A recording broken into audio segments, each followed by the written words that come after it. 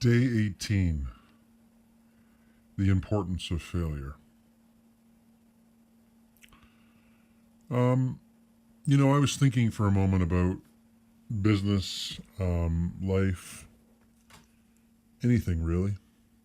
Anything, any challenge that you embark upon in life, whether it's doing something as simple as cooking a meal, going somewhere, dressing well, exercising, the car you drive, all areas of your life.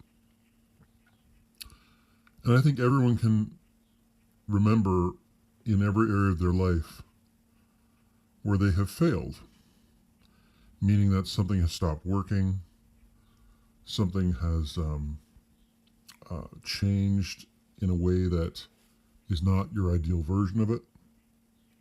And when that happens, you're left with a choice. You can either discard it or you can fix it. So I think about relationships. Sometimes you hear about these stories about people who've been together forever and all this kind of stuff. And then some people who just break up and they never get back together. And I think it comes down to dedication. It is my belief that the people who stay together for a long time, even though they may say they're harmonious and perfect, because you hear about that now and again. If that's what they've done, great. But I can't help but think that that's a bit of a fallacy from the perspective that things must go through a state of growth. Take a butterfly. It hatches from an egg and it's a caterpillar. Caterpillar hangs out, eats some leaves, and does caterpillar things, walks around, tries not to die, and then eventually gets to the point where it's gotten enough nourishment that again it goes to sleep, cocoons up, and then it comes the butterfly. And each stage is a stage of death, birth, immense change, and then ultimately its end goal, which is its beautiful iteration as a butterfly. So when I think about failure, I was having lunch with a friend the other day, and I was saying to him, this situation was kind of like me being in an airplane that's in a nosedive, and you keep pulling up on the stick, and no matter what you do, you can't change the trajectory of what's going on. Because in that moment, you're so focused on doing the basic things to get around it, when in that situation, the pilot, what you actually do is you have to turn into the dive, and then you can save things, and which is counterintuitive. So in the case of the situation with my girl, I really had to turn into the dive, and which is really what's happened now. I've turned into the dive, and because I don't believe we're finished. I don't believe things have crashed and burned. I think our relationship is in a period of stasis, much like the caterpillar. You could be saying that I'm lying to myself, but based on our history and our connection, I feel that it is just a period of stasis. So, in regard to failure, this definitely has made me look at where we've been, what we've done, all that kind of stuff, and made me look at myself, because I can only deal with myself in regard to the relationship, because how you show up oftentimes affects how the other people show up, and it's my belief as the man, it is my job to show up in such a way that it brings out the best in a woman. So the reality is that this failure had to happen so I could look inwardly and change some of my behaviors. And when I think about some of the behaviors, as I said before initially, I had a level of neediness, which was the core of neediness is that you're trying to fill a void inside yourself. And I really have no excuse to have a void inside myself, other than maybe my lifetime of conditioning.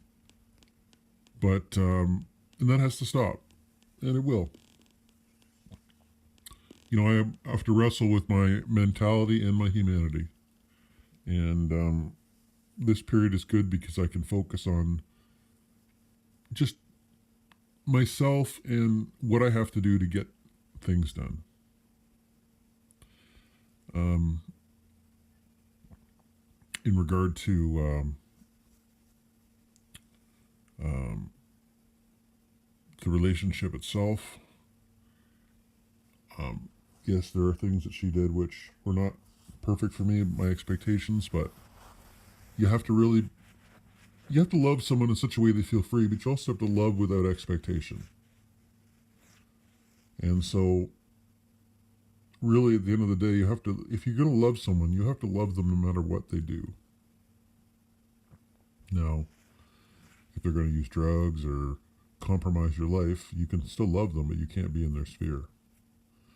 In this particular case, no matter what she's doing right now, whether she's with someone or whether she's by herself, it doesn't matter, because it is anything she's doing right now is trying to medicate the hurt that she's feeling inside her. Because as much as I'm hurting, I've done listen to a lot of the psychologists who say, hey, you know what? Your ex is hurting too because this is not the outcome that they wanted. She did not get into a relationship with me with any expectation whatsoever of being in this place. And so, because she's hurting too, whatever she's doing to medicate the pain, I mean, I'm dating. It's fine. I'm having a good time. But I'm being careful not to hurt the people I'm dating from the perspective of making promises or commitments that are going to, just take you very slow. Because I would hope that my girl will show up again shortly in such a way that I can realign with her. Anyway, as I said, the importance of failure. There's a coach on YouTube here called Coach Red Pill. He just did a video on that recently. I'll put a link in the description below. And he's a pretty thoughtful guy. He's a little bit cocky, but hey, cocky funny, that's what everybody likes, right?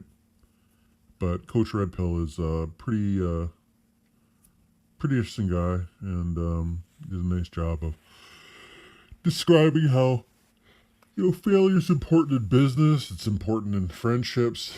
It's important really in every area of your life, because it lets you sit back and take stock and realign yourself.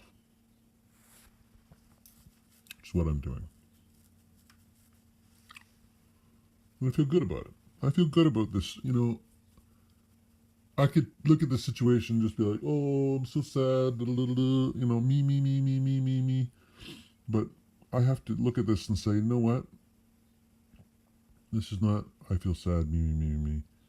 This is, I have to look at the circumstance and create a new future. And by creating and I can create a new future through, not only can I visualize it,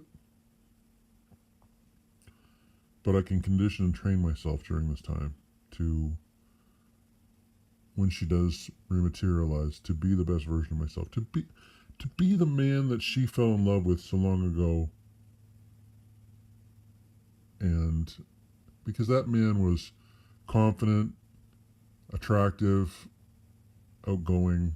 I was all those things at the end, but I did have, as someone starts slipping away, you start to try and grab onto them tighter, saying, love me more, and that never works. So just remember that. It's the importance of failure. Failure will, as if you refer to my other video where I talk about the hard reset, this failure forces the software to empty the cache, realign the code, and be the best version that it originally was. And a bad version. This is sort of like an update. This is an update to the software.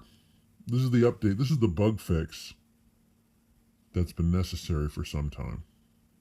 And once the bug fix is implemented, the machine will run better. So yeah. So like I said, no word from her yet. It's fine.